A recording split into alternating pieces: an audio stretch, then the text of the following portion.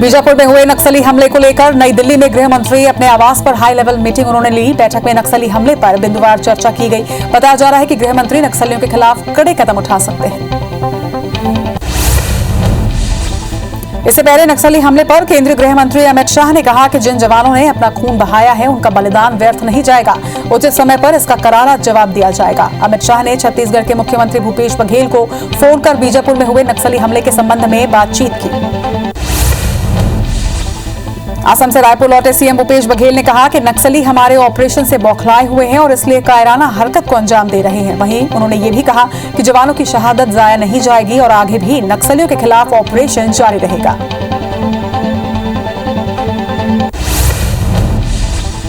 बीजापुर में हुए नक्सली हमले पर छत्तीसगढ़ के मुख्यमंत्री भूपेश बघेल ने एक बड़ा बयान दिया। उन्होंने कहा कि लगातार 4 घंटे तक फायरिंग हुई है, इससे नक्सलियों को बड़ा नुकसान हुआ है। उन्होंने कहा कि जवानों की शहादत बेकार नहीं जाएगी। बीजापुर नक्सली हमले में शहीद 22 जवानों में से एक एसटीएफ का जवान गरियाबंद से था, जिनका नाम सुखराम फरस था, जिन्होंने नक्सलियों से लोहा लेते हुए अपने प्राण न्यौछावर कर दिए। जैसे ही उनकी शहादत की खबर उनके गांव महोदा पहुंची, पूरे गांव में मातम पसर गया। वहीं लोगों ने उनकी शहादत को नमन किया। छत्तीसगढ़ के पूर्व गृह मंत्री रामसेवक पैकरा ने बीजापुर हमले पर कड़ी प्रतिक्रिया दी है और सरकार से मांग की है कि जिस तरह से नक्सली हमले में हमारे जवान शहीद हुए हैं, इसका बदला लेना चाहिए, न कि नक्सलियों से बातचीत करनी चाहिए। पैकरा ने कहा है कि नक्सली हिंसा के पीछे खुफिया एजेंसी का फेलियर है। छत्तीसगढ़ के बीजापुर में हुए नक्सली हमले में शहीद जवानों के प्रति राष्ट्रपति रामनाथ कोविंद ने भी ट्वीट कर दुख जताया है और शोक संतप्त परिवारों के प्रति अपनी संवेदनाएं व्यक्त की हैं। बीजापुर में हुए नक्सली घटना के विरोध में लोरबी में बीजेपी और नगरवासियों ने कैंडल मार्च निकाला। इस दौरान शहीद जवानों को श्रद्धांजलि भी दी गई। वहीं भाजपाइयों ने भूपेश सरकार पर हमला बोलते हुए नक्सलियों के खिलाफ आर पार की लड़ाई लड़ने की मांग की है। बता दें कि नक्सली हमले में 22 जवान शहीद हुए हैं और 1 जवान लापता है। डोंगरगढ़ में स्वास्थ्य मंत्री टी.एस. सिंहदेव ने मां बमलेश्वरी मंदिर पहुंचकर पूजा अर्चना की और कोरोना से मुक्ति और राज्य की खुशहाली की कामना की। बता दें कि इस दौरान रोपवे बंद होने की वजह से मंत्री सिंहदेव सीढ़ियां चढ़कर मां के मंदिर में पहुंचे। मुख्यमंत्री शिवराज सिंह चौहान ने भोपाल के स्मार्ट सिटी पार्क में पौधारोपण किया। सीएम शिवराज सिंह ने आज करंज का पौधा लगाया। सीएम ने कहा कि पर्यावरण की रक्षा और धरती को हरा भरा बनाए रखने के वृक्षारोपण अभियान जारी है।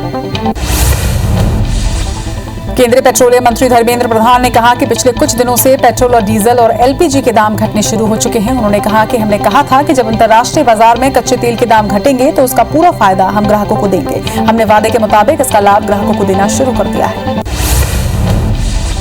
कोलकाता में केंद्रीय मंत्री धर्मेंद्र प्रधान ने ममता बनर्जी पर निशाना साधा। उन्होंने कहा कि ममता बनर्जी एक तरफ जय श्री राम को गाली मानती हैं और दूसरी तरफ कहती हैं कि सारे अल्पसंख्यक एक होकर हमें वोट दें। सांप्रदायिक तनाव ममता की नीति बन चुकी है। वहीं 2 मई को उनकी हार सुनिश्चित है।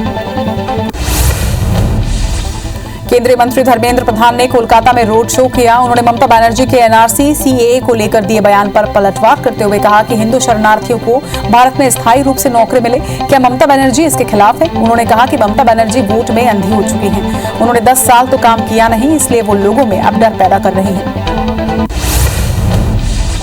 केंद्रीय स्वास्थ्य मंत्री हर्षवर्धन ने दुर्लभ बीमारियों के लिए राष्ट्रीय नीति 2021 को मंजूरी दी है, जिसका उद्देश्य दवाओं के देशी अनुसंधान और उनके स्थानीय उत्पादन पर अधिक ध्यान देने के साथ ही दुर्लभ बीमारियों के इलाज की उच्च लागत को कम करना है। राष्ट्रीय आरोग्य निधि योजना के तहत उन दुर्लभ बीमारियों के इलाज के लिए 20 लाख रुपए तक की वित्तीय सहायता का प्रावधान किया गया है। बंगाल की हुगली में उत्तर प्रदेश के सीएम योगी आदित्यनाथ ने चुनावी सभा को संबोधित किया, जहां उन्होंने ममता बनर्जी पर हमला बोलते हुए कहा कि ममता दीदी की रुचि विकास में नहीं है और न ही उनकी सहानुभूति यहां के किसानों के साथ है। उनकी सहानुभूति टीएमसी के गुंडों के साथ है। कांग्रेस नेता अधीर रंजन चौधरी ने प्रधानमंत्री नरेंद्र मोदी को लेकर चुनाव आयोग को एक पत्र लिखकर शिकायत की है। अधीर रंजन ने पीएम मोदी के खिलाफ बंगाल में राजनीतिक रैलियों के लिए वीवीआईपी विमान का इस्तेमाल करने की शिकायत की और चुनाव आयोग से आवश्यक कार्रवाई करने का आग्रह किया। पुडुचेरी के थिरुनलार में बीजेपी के राष्ट्रीय अध्यक्ष जेपी नड्डा ने रोड शो किया और कांग्रेस पर जमकर निशाना भी साधा। नड्डा ने यहां की जनता से बीजेपी प्रत्याशी के पक्ष में वोट करने की अपील भी की। असम के मंत्री और बीजेपी नेता हेमंत बिस्वा शर्मा ने दावा किया है कि असम में बीजेपी की सरकार आएगी। उन्होंने कहा कि इसमें कोई संदेह नहीं है कि असम में बीजेपी की सरकार बनेगी, क्योंकि असम की जनता विकास के साथ है। श्रीनगर में ट्यूलिप फेस्टिवल का उद्घाटन एलजी मनोज सिन्हा ने केरल के गवर्नर आरिफ मोहम्मद के साथ किया। श्रीनगर में टूरिज्म को प्रमोट करने के लिए ट्यूलिप फेस्टिवल का रंगारंग आगाज किया गया। इस बीच प्रदेशवासियों ने ट्यूलिप गार्डन के रंगीन नजारों को अपने कैमरे में कैद किया। एंटीलिया केस में गिरफ्तार मुंबई पुलिस की सस्पेंड एपीआई सचिन वजह की कस्टडी 7 अप्रैल तक के लिए बढ़ा दी गई है। इसके साथ ही स्पेशल कोर्ट ने एनआईए को निर्देश दिए हैं कि वजह को हर तरह की मेडिकल सुविधा उपलब्ध कराई जाए। स्पेशल कोर्ट ने जांच एजेंसी को निर्देश दिया कि 7 अप्रैल को अगली पेशी के दौरान वो वजह के स्वास्थ्य और उनकी बीमारियों पर डिटेल्ड रिपोर्ट पेश करें। कृषि कानूनों के खिलाफ किसानों का आंदोलन जारी है। गाजीपुर बॉर्डर पर प्रदर्शन कर रहे किसान बांस के घर बना रहे हैं, जिन्हें तिरंगे के रंग में पेंट किया जा रहा है। प्रदर्शनकारियों का कहना है कि राकेश टिकैत के आदेश पर गर्मी से बचने के लिए बांस के घर बनाए हैं, जिसके लिए नेपाल से बांस के कारीगर बुलाए गए हैं।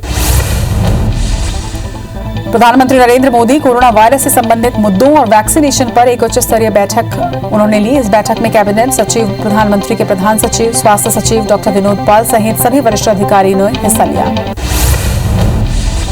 बॉलीवुड एक्टर अक्षय कुमार कोरोना संक्रमित हो गए हैं। इसकी जानकारी उन्होंने सोशल मीडिया पर दी। उन्होंने बताया कि रविवार सुबह उनके पॉजिटिव होने की पुष्टि हुई। इसके बाद उन्होंने खुद को आइसोलेट कर लिया है और वो होम क्वारंटाइन में है। उन्होंने संपर्क में आए लोगों से कोरोना टेस्ट करवाने की अपील की। मध्य प्रदेश के सीएम शिवराज सिंह ने कहा कि पड़ोसी राज्यों में स्थिति बेहद खराब है। हमने महाराष्ट्र से लगी सीमा को सील कर दिया है। वहीं सीएम ने बताया कि छत्तीसगढ़ से आने जाने पर भी प्रतिबंध लगाया जाएगा। छत्तीसगढ़ के पत्थलगांव के ग्रामीण क्षेत्रों में कोरोना संक्रमण के मामलों में लगातार बढ़ोतरी देखी जा रही है। जशपुर कलेक्टर ने 3 कस्बों को 7 दिनों के लिए कंटेनमेंट क्षेत्र घोषित करने के निर्देश दिए। वहीं कलेक्टर महादेव कावरे ने वैक्सीनेशन केंद्रों की संख्या दोगुनी कर लोगों से वैक्सीन लगवाने की अपील की है। छत्तीसगढ़ की सरायपाली में कोरोना संक्रमण को देखते हुए टीकाकरण कार्यक्रम को तेज कर दिया गया है। वहीं उड़ीसा सीमा के निकट सिंघूरा में ग्रामीण इलाकों में से ग्रामीण टीकाकरण के लिए पहुंच रहे हैं। यहाँ उप स्वास्थ्य केंद्रों के अलावा प्राथमिक स्वास्थ्य केंद्रों में वैक्सीनेशन केंद्र बनाए गए हैं। जिले में अधिकतम वैक्सीनेशन के लिए जागरूकता अभियान भी चलाया जा रहा है। भोपाल में कोरोना संक्रमण के बीच सैनिटाइजेशन को लेकर 200 में से 50 शिकायतों का ही निराकरण हो पा रहा है। निगम के सैनिटाइजेशन के लिए जोन में ना मशीनें उपलब्ध हैं और ना ही विशेष दल। शहर के कॉलोनियां, मोहल्लों और दफ्तरों के साथ ही भीड़ भाड़ वाले इलाकों में सैनिटाइजेशन नहीं हो पा रहा है। वहीं कोरोना संक्रमितों के घरों तक में निगम सैनिटाइजेशन नहीं करवा पा रहा है। जानवरों में कोरोना के नए स्ट्रेन ने वन विभाग के अधिकारियों की अब चिंता बढ़ा दी है। भोपाल के वन विहार नेशनल पार्क में जानवरों की सुरक्षा के लिए नई गाइडलाइन जारी की गई है। बाड़ों में सफाई कर्मचारियों की ड्रेस अलग रखी जा रही है, तो वहीं वन्य जीवों को भोजन देने में भी सावधानी बढ़ा दी गई है। वन विहार में बाघ, तेंदुआ, हिरन, बारासिंघा समेत 5058 वन्य जीवों का बसेरा है। भोपाल में होटल बंद करवाने के लिए गई पुलिस टीम पर हमला किया गया, जिसमें एक एसआई समेत 3 पुलिसकर्मियों को चोटें आई हैं। बता दें कि पुलिस ने इस मामले में 16 लोगों पर मामला दर्ज किया है। इसके साथ ही 9 लोगों को गिरफ्तार भी किया है। प्रदेश में बढ़ते कोरोना केस को लेकर पूर्व सीएम रमन सिंह ने बयान दिया है। उन्होंने कहा कि प्रदेश में कोरोना की स्थिति भयावह है। ऐसे में मुख्यमंत्री को पूरे अधिकार स्वास्थ्य मंत्री को दे देने चाहिए, लेकिन मुख्यमंत्री पूरा नियंत्रण अपने पास ही रखा हुआ है। अब उनसे आसान बात करने के लिए कितने लोग जा पाएंगे।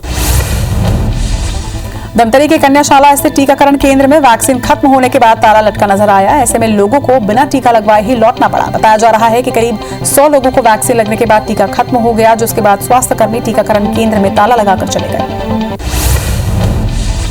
छत्तीसगढ़ में कोविड-19 की परेशानी के साथ साथ अब महंगाई ने आम आदमी को हलाकान कर दिया है। खाद्य तेल की कीमत पहली बार 2000 रुपए के पार जा चुकी है। वहीं बेहतर क्वालिटी में दाल दलहन की ज्यादातर वैरायटी 100 रुपए के पार है।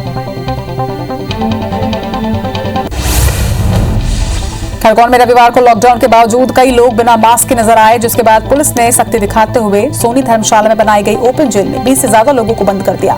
इस दौरान यमराज की वेशभूषा में ट्रैफिक जवान राकेश जमरे वहां पहुंचे और बंद लोगों को चेतावनी भी दी।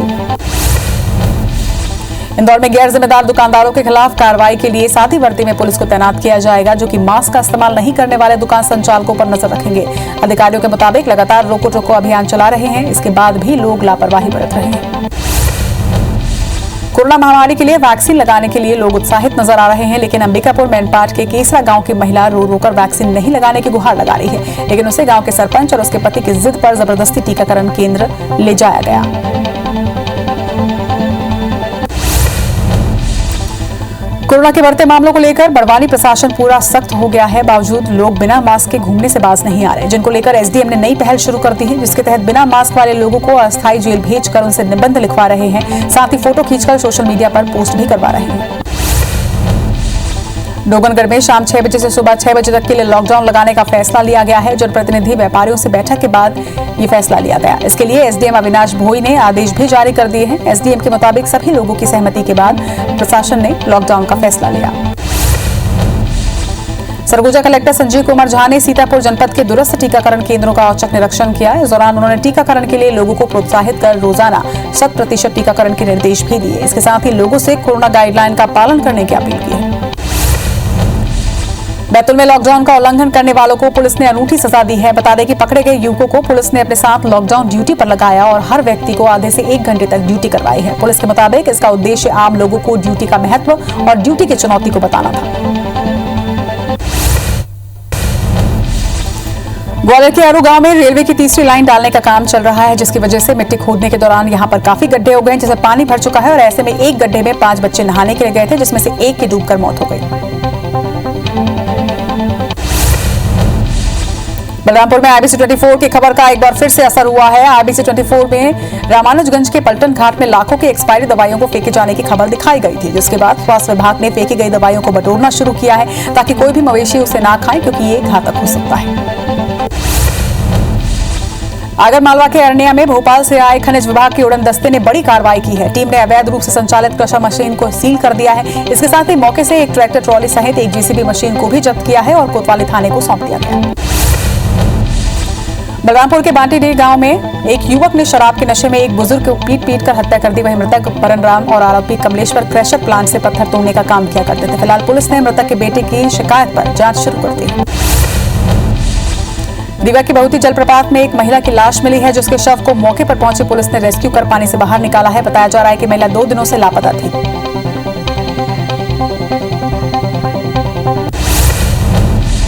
रायपुर की रावतपुरा फेज 1 कॉलोनी में एक मजदूर ने अपने साथी मजदूर की हत्या कर दी और करंट लगने से मौत बताकर पुलिस को गुमराह करता रहा। दरअसल आरोपी को शक था कि मृतक मजदूर उसकी पत्नी पर गलत नीयत से देखता है और इसीलिए उसने वारदात को अंजाम दिया।